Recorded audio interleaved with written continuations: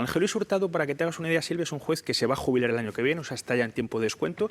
Es una situación muy similar a la del juez Peinado con Begoña Gómez. A los 72 años están obligados forzosamente a dejar la carrera. Él accede al Tribunal Supremo en 2020. Por cierto, llega al Tribunal Supremo solo 2 años después de la sentencia del caso Gürtel. Él siempre quiso llegar al Supremo. Yo creo que es, en fin, muchos magistrados, lógicamente, llegar al Tribunal Supremo es un objetivo porque, lógicamente, te da un prestigio, un sueldo, más de 124.000 euros anuales, lo que perciben por ser magistrados del Tribunal Supremo, y él lo consigue en 2020 con el apoyo de un consejo que ya estaba en funciones, un Consejo General del Poder Judicial, que solo meses después ya no pudo hacer nombramientos porque estaba en funciones, después de una ley aprobada por este Gobierno, y allí está Ángel Luis Hurtado ahora instruyendo la causa del fiscal general cuando hace más de 30 años que no instruía causas. O sea, yo creo que esto es muy relevante, parece un hecho menor.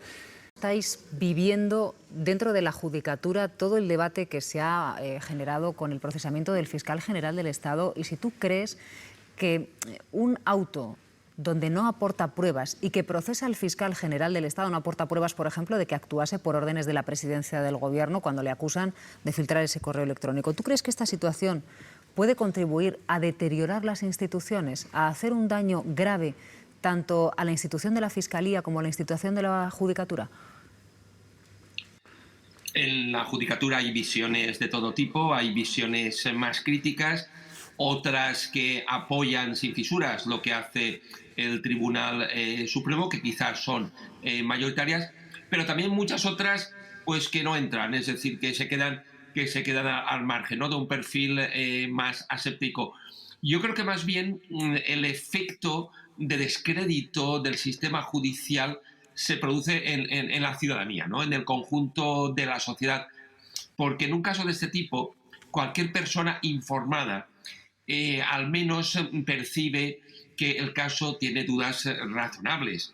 Es decir, que hay un procedimiento contra un fiscal general del Estado que no es que merezca un trato de favor, pero sí que la jurisprudencia, por ejemplo, marca algunas particularidades. Por ejemplo, que no puede iniciarse ni continuarse una causa contra un aforado como el fiscal general si no hay indicios reforzados de delito.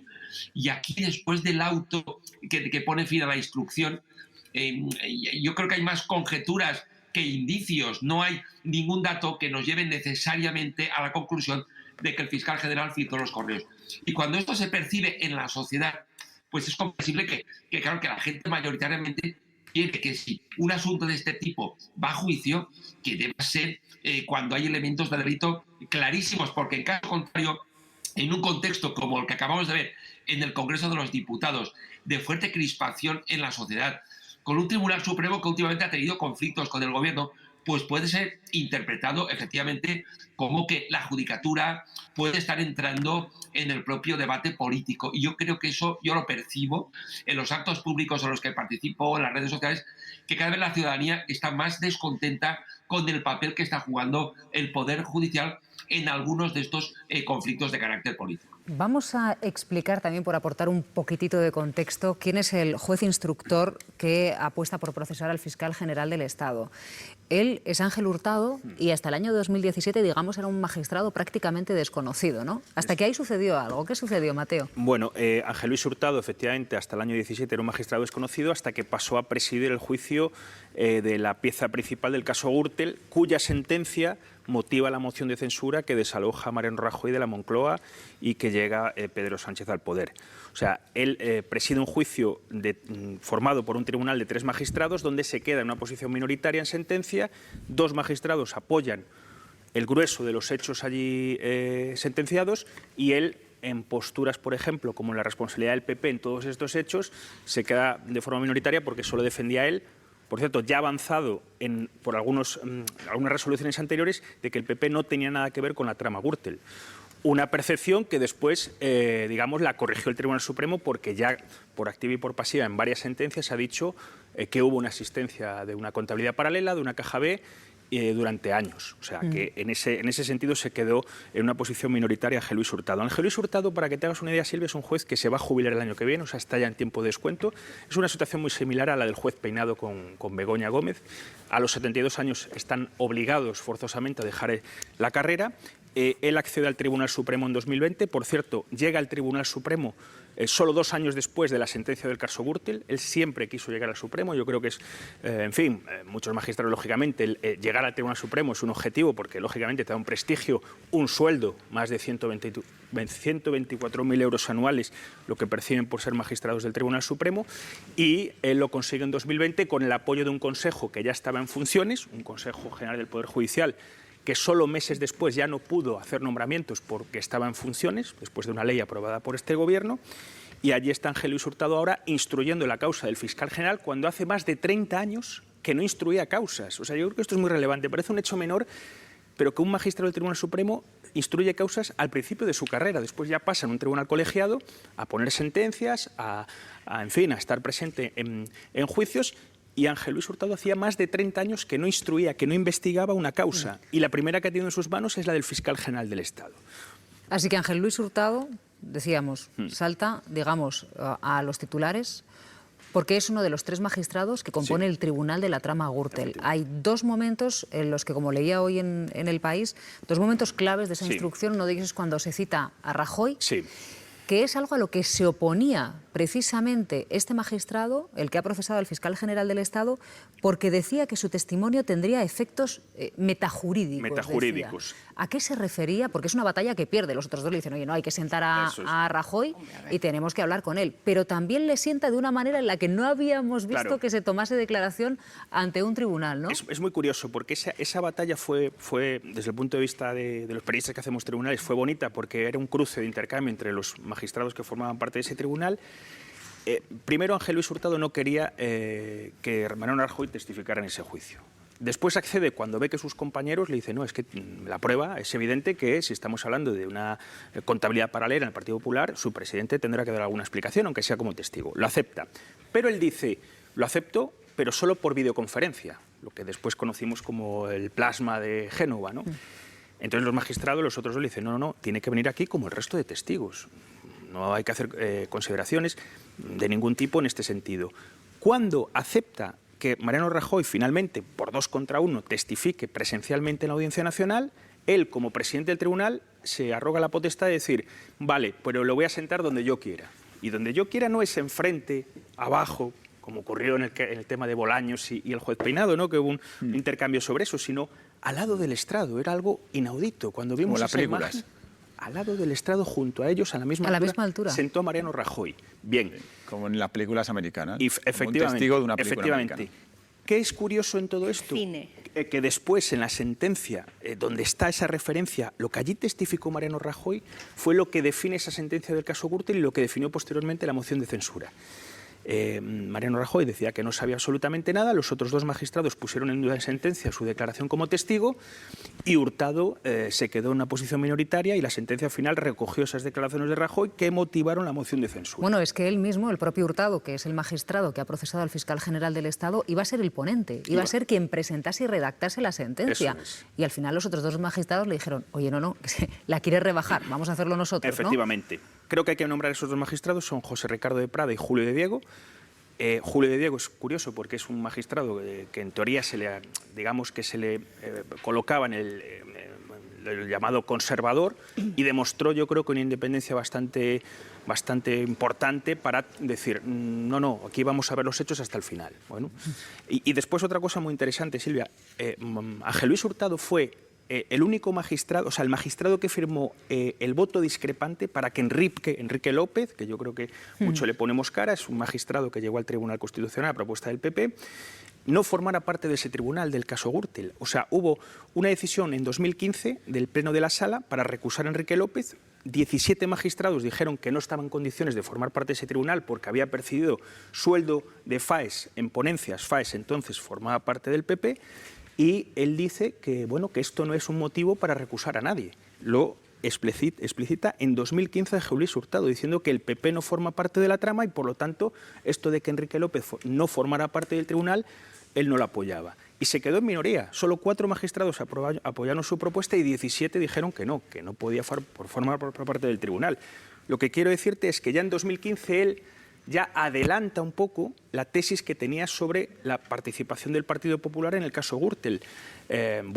Llamó mucho la atención eso y después ya se ratificó en el juicio en el 17, en julio de 2017, y después en la sentencia que, como bien digo, provoca la moción de censura de junio de 2018, si no mal no recuerdo. Es que, Joaquín, cuando ya ponemos todo el contexto, es de lo que hablábamos, que la ciudadanía quizás puede tener una percepción distinta, ¿no?, de la Fiscalía, de los jueces, cuando repasamos también la trayectoria de algunos magistrados. Bueno, aquí hay un problema que nos indican reiteradamente desde el Consejo de Europa, que es que en España, en el acceso a los altos tribunales, hay fuertes injerencias partidistas, y eso también la ciudadanía lo percibe, y lo percibe porque es así, es notorio, en todo tipo de componendas, de acuerdos para la configuración del Tribunal Supremo, ¿no?, y otros altos tribunales. Además, un apunte que yo creo que es interesante, Silvia, sobre lo que ahora comentaba Mateo, que creo que es bastante relevante, ¿no? El hecho de que el propio magistrado instructor llevase 30 años sin haber instruido un procedimiento por su propia trayectoria profesional, obviamente, ¿no? Aquí da un par de datos realmente curiosos. Por ejemplo, es habitual que un denunciante tenga que declarar. Y en este caso, el juez instructor decidió que González Amador no tenía que declarar. Claro, esto dejaba en indefensión a los investigados, porque no podían interrogarle.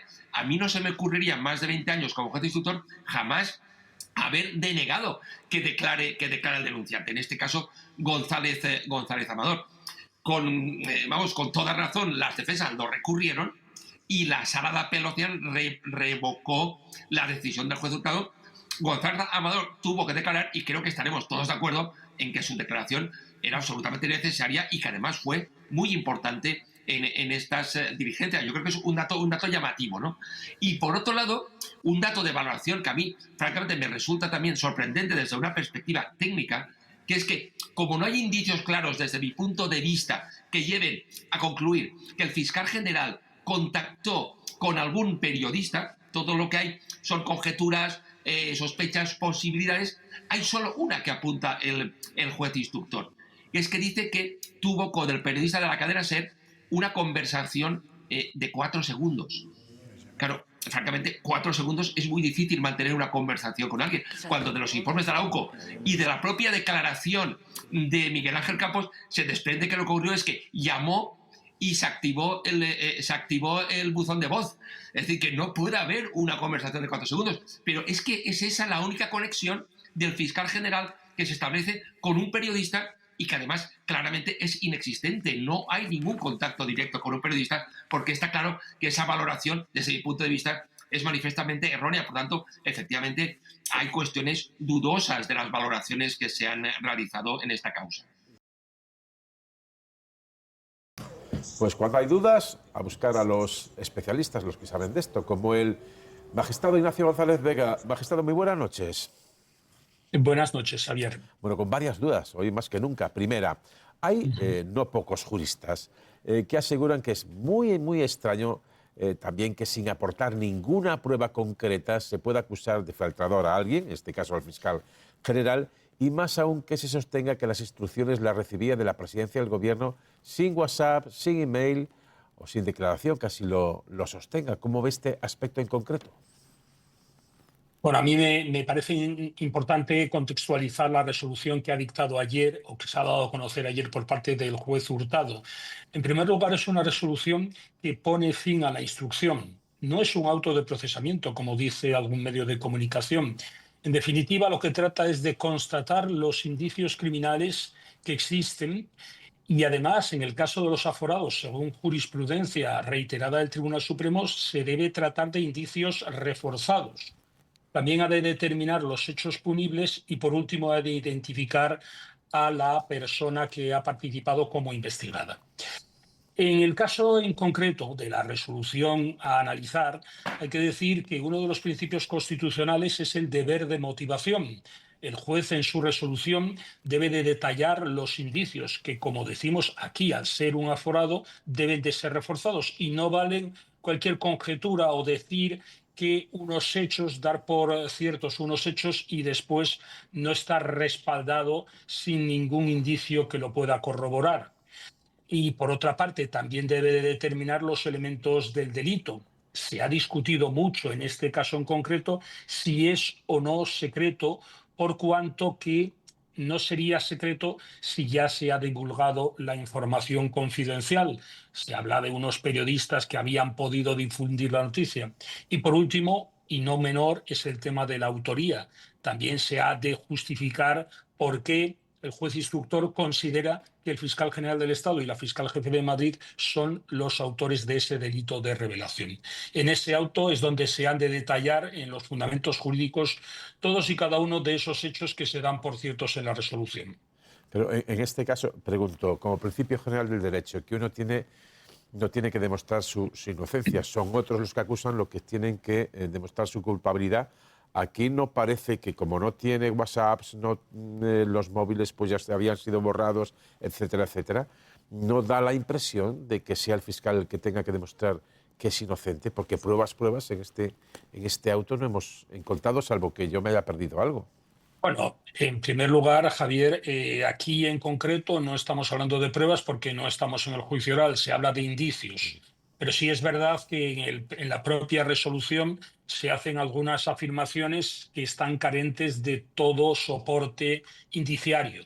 Y además te diré que la presunción de inocencia, que es un principio también constitucional de nuestro proceso penal, donde la culpabilidad la tiene que demostrar las acusaciones y no la inocencia el acusado, bueno, pues hay que recordar que ahí en la resolución se reprocha al investigado, esto es, al fiscal general del Estado, que no haya respondido a las preguntas del instructor o que incluso haya borrado los WhatsApps de su terminal del teléfono móvil. Bueno, hay que decir que, en primer lugar, el investigado, como el acusado, está obligado a no confesarse culpable, puede guardar silencio y además puede discriminar las preguntas que le puedan hacer cualquiera de las partes personadas. Es decir, no está obligado a responder ni siquiera a las preguntas del instructor. Y por otra parte, en cuanto a que se le reproche el hecho de borrar mensajes de su teléfono móvil, es evidente que ningún investigado ni acusado en ningún sistema procesal penal que al menos yo conozca de un sistema civilizado está obligado a aportar las pruebas incriminatorias. Es decir, eso es la presunción de inocencia. La culpa la tienen que demostrar las acusaciones y no es el acusado o investigado quien tiene que demostrar su inocencia. Esto que dice ahora, juez, me viene a la memoria también, decía que prácticamente se le reprocha al fiscal general de Estado haber guardado silencio cuando así lo considera oportuno, que es su derecho. Recuerdo también que en un interrogatorio, me parece que sobre el asunto Begoña Gómez, al presidente del gobierno le preguntaron, él se atuvo a su derecho constitucional a no declarar y el juez lo entendió como un indicio de que estaba ocultando algo. Así están ahora mismo las cosas en algunos terrenos. Lo que pasa que, Javier, déjame corregirte, que en el caso del presidente del gobierno era testigo, en el caso de la señora Gómez era testigo y se acogió a la dispensa de no declarar por ser la esposa de la investigada. Sí, pero digamos que se asumió en el relato que claro, callaba porque tenía algo que ocultar, cuando el derecho es demostrar que alguien es culpable, no que alguien tenga que demostrar su inocencia. En este sentido, también se asegura que el juez Hurtado mantiene su tesis inicial, insisto, sin ninguna prueba de momento que sepamos, mientras descarta pruebas testificales o declaraciones en las que varios periodistas de varios medios aseguran que ya antes siquiera de que recibiese el fiscal general el expediente del novio de Ayuso, ellos ya tenían información al respecto. ¿Esto no es contradictorio?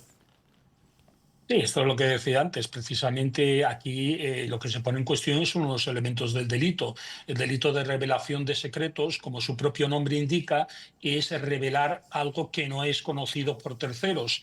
En el momento en que esa información confidencial, que en este caso es el correo electrónico del señor González Amador dirigido al fiscal, si ese correo había sido dado a conocer en algunos medios de comunicación por periodistas, obviamente ya no estamos en presencia de secreto y por tanto no estaríamos ante un delito de revelación de secretos. No serían los hechos constitutivos de delito.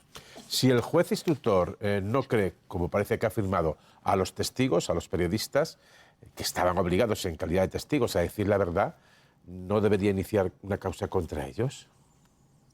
Evidentemente, si un testigo que comparece a un procedimiento penal, sea en fase de instrucción, como es en este caso, faltare a la verdad, pues el juez puede proceder contra dicho testigo por un delito de falso testimonio, y así lo prevé el artículo 458 del Código Penal. Bueno, pues veremos qué pasa. Y por último, ¿hay posibilidades o precedentes de que prospere un recurso en una instrucción ante el Supremo? No ante el propio juez instructor, el señor Hurtado, sino ante una instancia, no sé, superior o distinta. ¿Hay precedentes de que un juez instructor del Supremo haya decidido sentar a alguien en el banquillo y que luego el propio Supremo no corrija la sentencia o emite otra sentencia de absolución, sino que de alguna manera, viendo la instrucción, decida que no hay motivo para sentarlo en el banquillo de los acusados? Bueno, aquí vamos a ver, yo ahí sí que no conozco los precedentes que ha habido en la materia. Desde luego, el caso del fiscal general del Estado es un caso inédito, no hay precedente alguno, al menos en nuestra historia democrática. Lo que sí me gustaría es, por un lado, señalar recursos y por otro lado, los plazos con los que se cuentan.